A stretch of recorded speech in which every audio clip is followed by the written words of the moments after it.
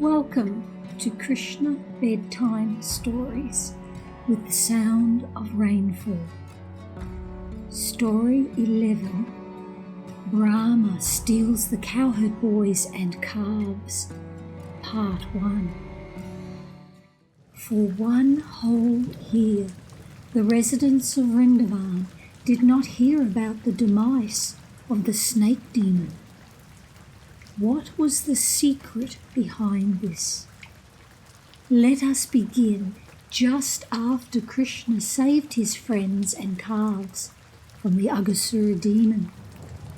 It was a beautiful Vrindavan day, and Krishna brought his friends to the bank of the Jamuna and said, "My dear friends, just see how this spot is very nice for taking lunch and playing on the soft, sandy Jamuna bank. You can see the beautiful lotus flowers in the water and smell them in the soft breeze. The chirping of the birds along with cooing of the peacocks, surrounded by the whispering of the leaves in the trees, combine and present sound vibrations that echo one another. Let us have our lunch in this spot because it is already late and we are feeling hungry. Let the calves remain near us and they can drink water from the Jamuna and eat the soft grasses that are growing here." On hearing this proposal, all the boys became very glad and said, "Certainly, let us all sit down here to take our lunch." They let the calves loose to roam and eat the soft grass. Sitting down on the ground and keeping Krishna in the centre, they began to open their different lunch boxes which they brought from home. Krishna was seated in the centre of the circle, and all the boys kept their faces towards him. They ate and constantly enjoyed seeing the Lord face to face. Krishna appeared to be the whirl of a lotus flower, and the boys surrounding him appeared to be its different petals.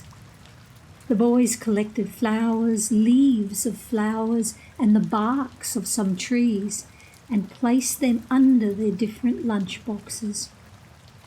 While taking lunch, each boy began to manifest different kinds of relations with Krishna, and they relished each other's company with joking words. While thus enjoying lunch with his friends, Krishna's flute was pushed within the belt of his cloth, and his bugle and cane were pushed in on the left-hand side of his cloth. He was holding a lump of foodstuff prepared with yogurt, butter, rice, and pieces of fruit salad in his left palm, which could be seen through his petal-like finger joints. This wonderful scene of Krishna enjoying lunch with his friends was being observed by the demigods from heaven. At that time, the calves that were pasturing nearby were allured by new grasses and entered a deep forest nearby. Gradually, the entire herd could not be seen. When the boys saw that the calves were not nearby, they became afraid for the calves' safety, and they immediately cried out, "Krishna!" Out of his great affection, Krishna didn't want his friends to give up their pleasing lunch to go searching for the calves. He therefore said, "My dear friends, do not interrupt your lunch. Go on enjoying. I will personally find the calves." Thus, Krishna immediately got up and began to search for the calves in caves and behind bushes. He searched along the mountain tracks and in forests, but nowhere could he find them. Previously that day, when Aghasura was killed and the demigods were watching the incident with great surprise, Brahma had also come there to see. He was surprised how a little boy like Krishna could act so wonderfully. Although he was informed that the little cowherd boy was the Supreme Personality of Godhead, he wanted to see more glorified pastimes of the Lord, and thus, during the picnic, he stole all the calves and the cowherd boys, and he took them to a different place. Krishna, despite searching for the calves, could not find them, and when he returned to where the boys had been enjoying lunch, he saw that they too were gone.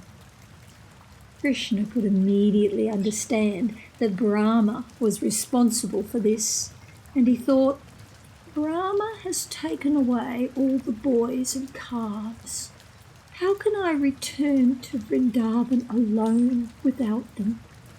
All the mothers will be very distressed.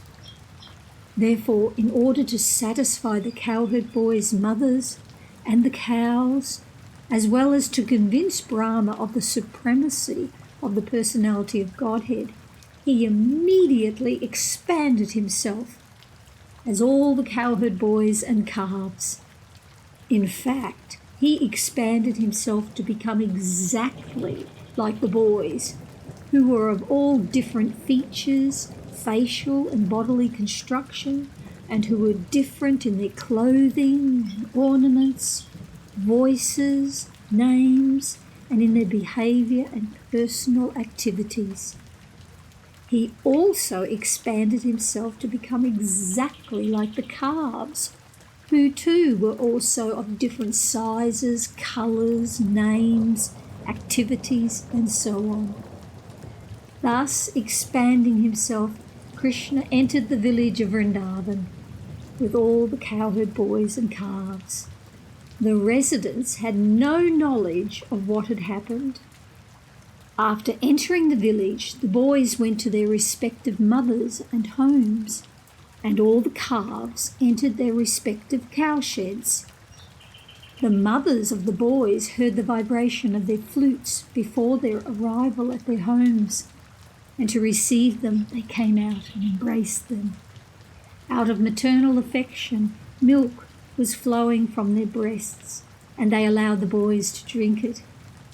Unknowingly, this was an opportunity for all the mothers of Vrindavan to feed Krishna with their own milk.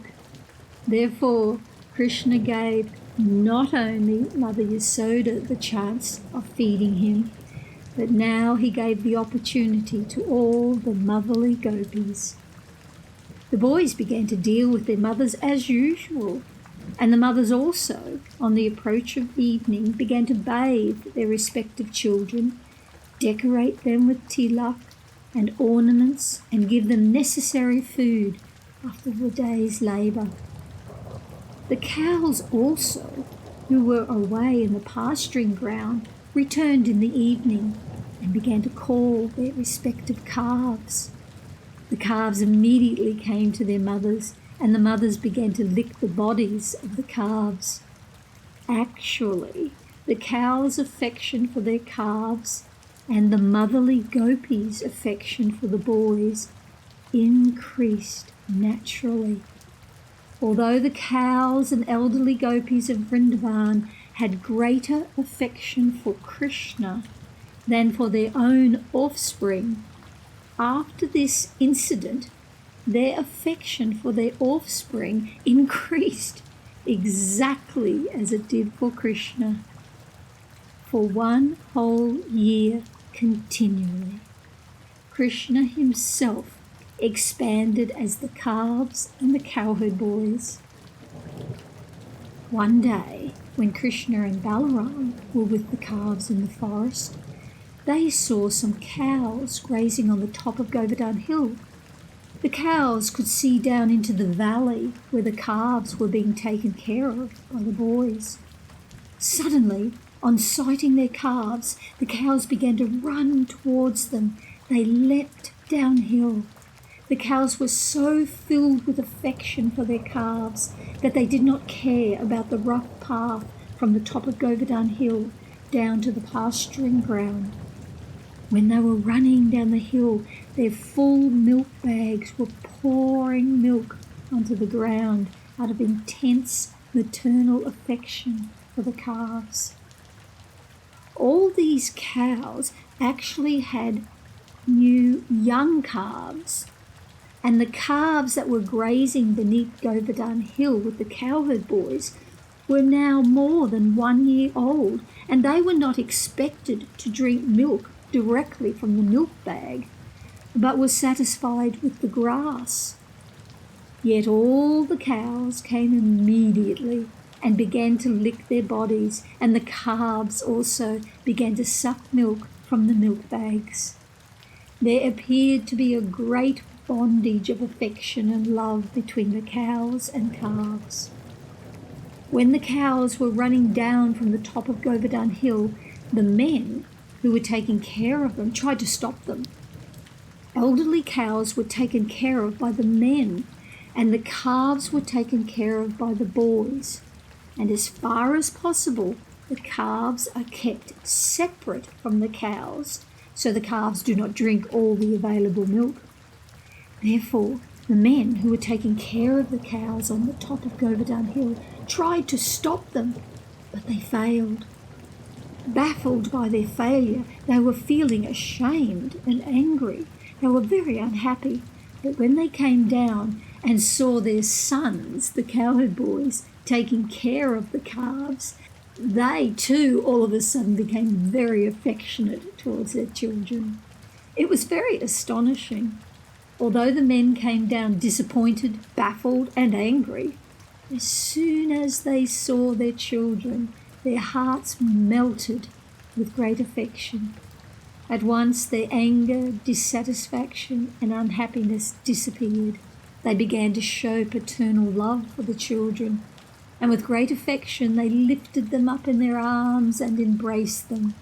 They began to smell their children's heads and enjoy their company with great happiness. After embracing their children, the men again took the cows back to the top of Govardhan Hill. Along the way they began to think of their children, and affectionate tears fell from their eyes. When Balaram saw this extraordinary exchange of affection and love between the cows and their calves, and between the fathers and their children, he began to wonder why this extraordinary thing happened. He was astonished to see that all the residents of Vrindavan were as affectionate for their own children as they were for Krishna. Similarly, the cows were as affectionate for their calves as they were for Krishna. Balaram therefore concluded that the extraordinary show of affection was something mystical. Otherwise, how could this wonderful change take place? He concluded that this mystical event must have been caused by Krishna, whom Balaram considered his worshipable personality of Godhead. Thus, Balaram understood that all the boys and calves were expansions of Krishna.